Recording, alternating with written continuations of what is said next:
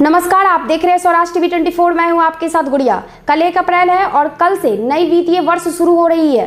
कल से कई बदलाव होने जा रहे हैं, जिसका सीधा असर आम लोगों से लेकर नौकरी पेशा लोगों पर पड़ेगा। आइए जानते हैं ऐसे 10 बदलाव के बारे में जिसका नौकरी पेशा से लेकर आम आदमी के जीवन पर सीधा असर होने वाला है। दरअसल इनकम टैक्स और सैलरी से जुड़े कुछ नए नियमों को 1 अप्रैल से बदलने की तैयारी है। जिन नियमों में बदलाव होने जा रहे हैं उनमें पीएफ पर टैक्स, डीए, आईटीआर और इनकम टैक्स से जुड़े नियम शामिल है। आपको बता दें कि 1 अप्रैल से ईपीएफ में ज्यादा पैसा कटवाने पर टैक्स का प्रावधान है। बजट में किए गए ऐलानों के अनुसार 75 साल से ज्यादा उम्र वालों को इस बार इनकम टैक्स रिटर्न फाइल करने से राहत दी गई थी, तो वहीं लोग इनकम टैक्स रिटर्न फाइल नहीं करते हैं उनके खिलाफ कड़ी कार्रवाई करने का फैसला किया गया था। ये सब बदलाव 1 अप्रैल से होने हैं, जिनके बारे में बजट 2021 में ऐलान किए गए थे। जानते हैं मुख्य बदलाव के बारे में।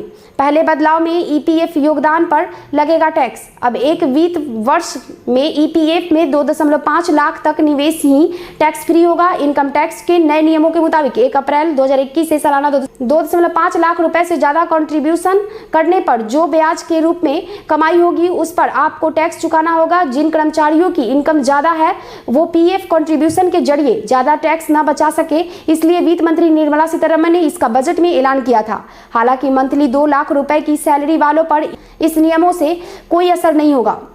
बुजुर्गों को नहीं भरना होगा टैक्स रिटर्न। 75 साल से अधिक के वरिष्ठ नागरिकों को आईटीआर दाखिल करने से छूट दी गई है। वरिष्ठ नागरिकों को अनुपालन बोझ को कम करने के लिए वित्त मंत्री निर्मला सीतारमण ने बजट 2021 पेश करते हुए आयकर रिटर्न दाखिल करने से 75 साल से ऊपर वालों को छूट दी थी। यह छूट उन सीनियर सिटीजन्स को दी गई है जो पेंशन या फिर फिक्स्ड डिपॉजिट पर मिलने वाले ब्याज पर आश्रित है। आईटीआर फाइल नहीं करने पर एक्शन। केंद्र सरकार ने आईटीआर फाइल करने को बढ़ावा देने के लिए आईडीएस के नियमों को सख्त कर दिया है। इसके लिए सरकार ने इनकम टैक्स एक्ट में सेक्शन 206 AB को जोड़ दिया है। नए नियम के मुताबिक आईटीआर फाइल नहीं करने पर 1 अप्रैल 2021 से दोगुना टीडीएस देना होगा। नए नियमों के मुताबिक जिन लोगों ने इनकम टैक्स रिटर्न फाइल नहीं किया है उन पर टीसीएस भी ज्यादा लगेगा। नए नियमों के मुताबिक 1 जुलाई 2021 से पीनल, टीडीएस और टीसीएल दरें 10 से 20% होंगी, जो कि आमतौर पर 5 से 10% होती है। आईटीआर दाखिल नहीं करने वालों के लिए टीडीएस और टीसीएस की दर 5% या तय दर जो भी ज्यादा हो उससे दोगुनी हो जाएगी। पोस्ट ऑफिस अकाउंट से पैसा निकालने और जमा करने पर अब चार्ज देना होगा। अगर आपका account India post payment bank में है तो आपको 1 अप्रैल से पैसा जमा करने या निकालने के अलावा आधार आधारित पेमेंट सिस्टम पर चार्ज देना होगा। यह चार्ज फ्री ट्रांजैक्शन लिमिटेड के खत्म होने के बाद लिया जाएगा।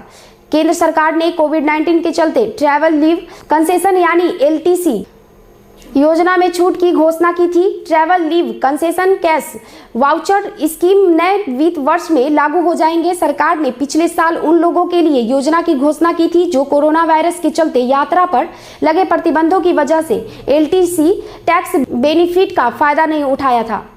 कर्मचारियों की सहूलियत के लिए और इनकम टैक्स रिटर्न फाइल करने के लिए प्रक्रिया को आसान बनाने के लिए इंडिविजुअल टैक्स पेयर्स को अब 1 अप्रैल से फ्री फील्ड आईटीआर फॉर्म मुहैया कराया जाएगा। इससे आईटीआर फाइल करना आसान हो जाएगा।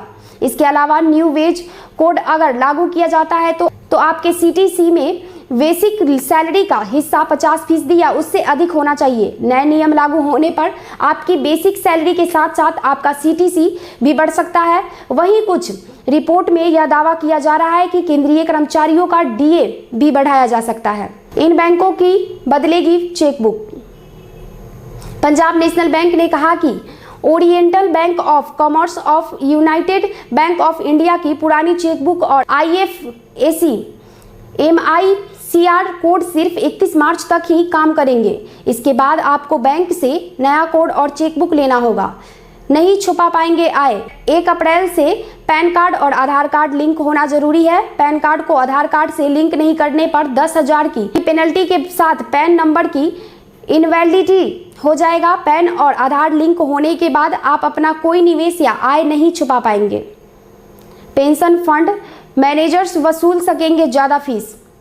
Pension fund regulatory and development authority ने पेंशन फंड मैनेजर को अपने ग्राहकों को 1 अप्रैल से उच्च शुल्क लेने की अनुमति दी है। इस कदम से इस सेक्टर में अधिक विदेशी निवेश को आकर्षित किया जा सकता है। पेंशन नियामक ने 2020 में जारी प्रस्तावों के लिए एक उच्च शुल्क संचालन का प्रस्ताव किया था। यह पीएफएम के लिए लाइसेंस के एक नए दौर के बाद प्रभावी होना था। नया वेज रूल 1 अप्रैल से सैलरी का नया वेज रूल लागू हुआ तो आपकी सैलरी में बदलाव होंगे। नए वेज कोड के मुताबिक आपको इन हैंड मिलने वाली सैलरी में वेतन का हिस्सा 50% होना चाहिए, यानी बेसिक सैलरी, महंगाई भत्ता और रिटेनिंग अलाउंस को मिलाकर मिलने वाली सैलरी आपकी कुल सैलरी का आधा होना चाहिए। लेटेस्ट अपडेट के लिए बने रहे स्वराज टीवी 24 के साथ। अगर आप हमें यूट्यूब के माध्यम से देख रहे हैं तो आप हमारे ऑफिशियल यूट्यूब चैनल को सब्सक्राइब कर बेल आइकन को दबाना बिल्कुल न भूलें। धन्यवाद।